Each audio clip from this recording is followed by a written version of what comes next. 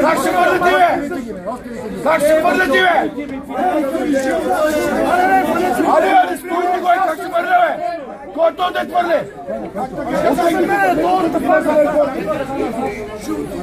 Той да го изкараха червени. Дали сте големи мъже, бе? Ела! Ела, бе! Ако сте сайкайки, ела!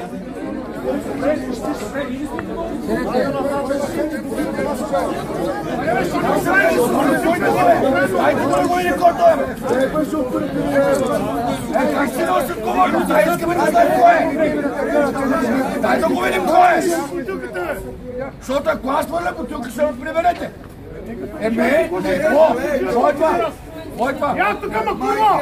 Как ще хвърля бутилка, бе? Вие си много отперси, бе! Ялаве, слушай!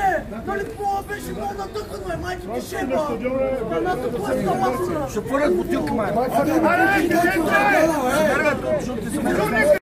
Така както ние нямаме право да хвърлят, така те нямат право да хвърлят. Искам журналистите да го изкарат, да кажат кой хвърли бутилката.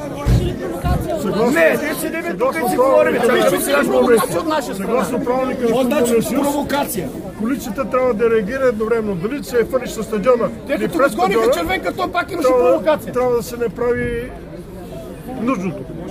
Защо полицията се обърна? Да го изкарат там, който е, да го изкара, да го покажете пред вас медиите. Големия ферплей, големите футболисти, голямата работа. Затова ли получават по един човек пари да фърнат бутилки?